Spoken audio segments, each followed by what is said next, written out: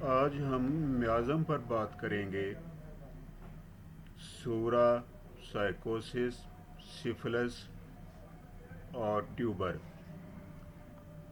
جو سورا کا مریض ہوتا ہے اس کے جلد موٹی ہوگی، اس کے نقوش موٹے ہوں گے، اس کے بال گھنے، خشک اور کھردرے ہوں گے، اور جب آپ کے پاس کلینک میں آئے گا تو آپ کے ساتھ فلسفیانہ باتیں کرے گا، جس طرح کوئی بہت بڑا فلسفی آپ سے بات کر رہا ہے۔ اور سورا کے مریض میں یہ ہوتا ہے کہ اس کے اعضاء میں معمولی خلل واقع ہو جاتا ہے۔ مثال کے طور پر کھانسی ہوگی، نزلہ زکام ہوگا، لیکن جو اس کے اعضاء ہیں وہ بالکل اصل حالت میں ہوں گے، پھیپھڑے، ناک کے گدوز بالکل ٹھیک ہوں گے۔ عورتوں میں حیض کی کمی بیشی ہوگی، لیکن یوٹرس جو ہے وہ بالکل اصل حالت میں ہوگی۔ تو سورا کے مریض کو آپ نے یہ کرنا ہے کہ سب سے پہلے آپ نے ایک آدھ خوراک جو ہے وہ آپ نے سلفر کی دے دینی ہے۔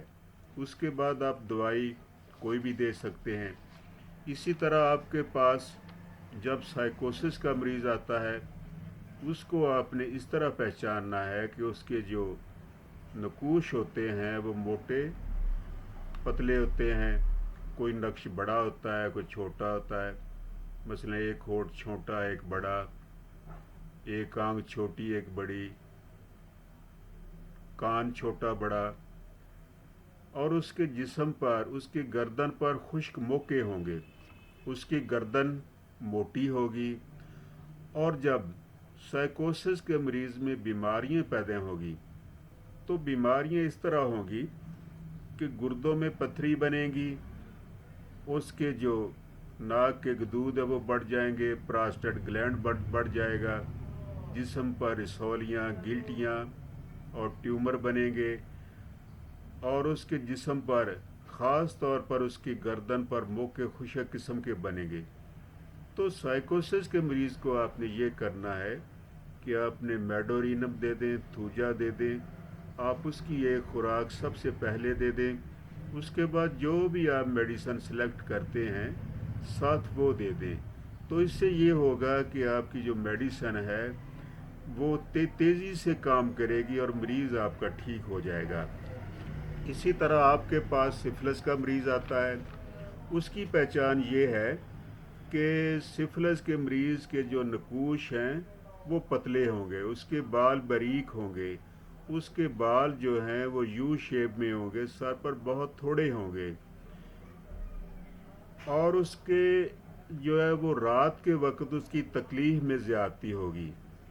سفلس کے مریض میں یہ ہوتا ہے کہ اس کے جسم میں توڑ پھوڑ شروع ہو جاتی ہے، اعضاء میں خلل واقع ہو جاتا ہے، جسم کے خلیات تباہ ہونا شروع ہو جاتے ہیں، گنجا پن، سفید بال، اور رات کو بیمار دن کو ٹھیک، السر، جگر کا کینسر، مایوکارڈیول انفیکشن ہو جاتی ہے، گردوں کے نفران تباہ ہو جاتے ہیں، گردے ڈائلسس پہ چلے جاتے ہیں۔ اس کو آپ نے یہ کرنا ہے کہ سفلینیم، آپ نے سفلینیم کی ایک خوراک سب سے پہلے مریض کو دینی ہے جب آپ کے پاس سفلس کا مریض آئے، تو سفلینیم کی ایک خوراک دے دینی ہے۔ اس کے بعد اس کی مرض کے مطابق، علامات کے مطابق آپ نے اس کو کوئی بھی میڈیسن دے دینی ہے۔ اسی طرح آپ کے پاس ٹیوبر میازم کا اگر مریض آتا ہے تو اس کی پہچان یہ ہے کہ ٹیوبر میازم کا مریض جو وہ دبلا پتلا ہوگا، ہڈیوں کا ڈھانچہ ہوگا، اور وہ اکثر اوقات جو ہے وہ نزلے زکام کا شکار ہوگا۔ تو آپ نے سب سے پہلے یہ کرنا ہے کہ جب آپ کے پاس ایسا مریض آئے جو دبلا پتلا ہڈیوں کا ڈھانچہ ہو تو آپ نے اس کو ایک خوراک جو ہے ٹیوبر کی دے دیں، بیسیلینم کی دے دیں۔ اس کے بعد اس کی علامات کے مطابق آپ اس کو کوئی بھی دوائی دے دیں، آپ کا مریض ٹھیک ہو جائے گا۔ میازم کا یہ ہے کہ جب آپ میازم آپ ساتھ نہیں لگاتے، آپ کتنی بھی اچھی دوائی دے دیں وہ اپنا سفر جاری نہیں رکھے گی، بلکہ وہ ایک جگہ پہ جا کے رک جائے گی، اس کے رکاوٹ آ جائے گی، سورا کی، سائیکوسس کی، سفلس کی، ٹیوبر کی، اس میں رکاوٹ آ جائے گی۔ آپ نے اس رکاوٹ کو دور کرنا ہے۔ مثال کے طور پر آپ روڈ پہ جا رہے ہیں، آپ کی گاڑی بہت اچھی ہے، ڈرائیور بھی بہت اچھا ہے، لیکن راستے میں رکاوٹ آ جاتی ہے۔ جب تک آپ اس رکاوٹ کو دور نہیں کریں گے تو آپ کی گاڑی آگے منزل تک نہیں پہنچے گی۔ اسی طرح جو سورا ہے، سائیکوسس ہے، سفلس ہے، ٹیوبر ہے، یہ راستے میں رکاوٹیں آ جاتی ہیں۔ آپ نے رکاوٹوں کو عبور کرنے کے لیے آپ نے میازم کو ضرور لگانا ہے۔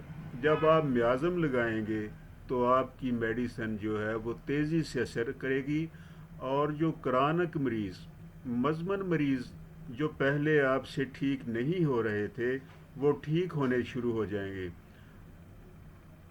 اور آپ کی جو پریکٹس ہے، آپ کا جو کلینک ہے، وہ پہلے سے بہتر چلنا شروع ہو جائے گا۔ تو آپ نے میازم کو ضرور استعمال کرنا ہے۔ ہمارے جو نئے دوست ڈاکٹر ہیں یا پرانے ہیں جو میازم کو استعمال نہیں کرتے، تو انہیں چاہیے کہ وہ میازم کو استعمال کریں اور مریضوں کو شفا بخشیں۔ اللہ حافظ۔